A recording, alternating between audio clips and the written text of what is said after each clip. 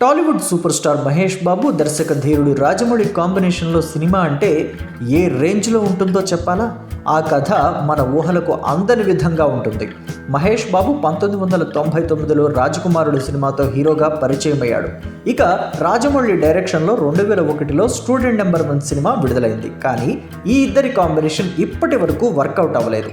రాజమౌళి చూస్తే ప్రభాస్, జూనియర్ ఎన్టీఆర్, రామ్ చరణ్, నితిన్, సునీల్, నాని, రవితేజ వంటి వారితో సినిమాలు చేశాడు. చివరకు ఏకతో కూడా సినిమా చేశాడు, కానీ మహేష్ బాబుతో చేయలేదు.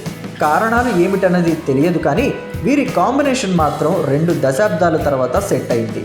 మరి వీరి కలయికలో వస్తున్న కారణాలు ఏమిటన్నది తెలియదు, కానీ వీరి కాంబినేషన్ మాత్రం చాలా ఏళ్ల తర్వాత సెట్ అయింది. మరి వీరి కలయికలో వస్తున్న సినిమాపై అంచనాలు ఎలా ఉంటాయి అని చెప్పాలా? సినిమా టైటిల్ దగ్గర నుండి అనేక విషయాల కోసం ఫ్యాన్స్ ఆరా తీస్తుంటారు. ఈ క్రమంలో ఎన్నో ఊహాగానాలు వినిపిస్తుంటాయి.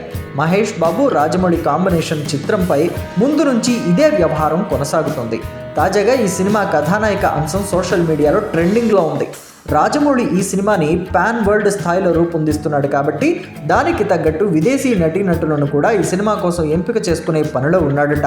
అందుకే ఈ సినిమాలో ఇండోనేషియా నటి చెల్సియా ఎలిజబెత్ ఇస్లాన్ను హీరోయిన్గా బుక్ చేస్తారని ప్రచారం ఊపందుకుంది. పైగా ఈ విదేశీ ముద్దుగుమ్మ తన ఇన్స్టాగ్రామ్ ఖాతాలో రాజమౌళిని ఫాలో అవుతుండటంతో ఆ వార్తలకు బలం చేకూరినట్లయింది. ఈ సినిమా విషయంలో ఇంతకుముందు ఒక ప్రముఖ బాలీవుడ్ హీరోయిన్ పేరు బాగా వినిపించింది, కానీ ఇప్పుడు చెల్సియా పేరు తెరపైకి వచ్చింది. ఎడ్యుకేషన్ను జకార్తాలో కంప్లీట్ చేసిన చెల్సియా 2013లో హాలీవుడ్ సినిమా రిఫ్రైన్తో తెరంగేట్రం చేసింది. తర్వాత street society, head shot, May the devil take you తదితర సినిమాల్లో నటించి మంచి గుర్తింపు సాధించింది. ఈ సినిమాకి సంబంధించి మరో క్రేజీ అప్డేట్ ఏంటంటే, మార్వెల్ సినిమాతో ప్రపంచవ్యాప్తంగా గుర్తింపు దక్కించుకున్న క్రిస్ హోమ్వర్త్ ఈ సినిమాలో ఒక కీలక పాత్ర పోషిస్తున్నాడని వార్తలు వినిపిస్తున్నాయి.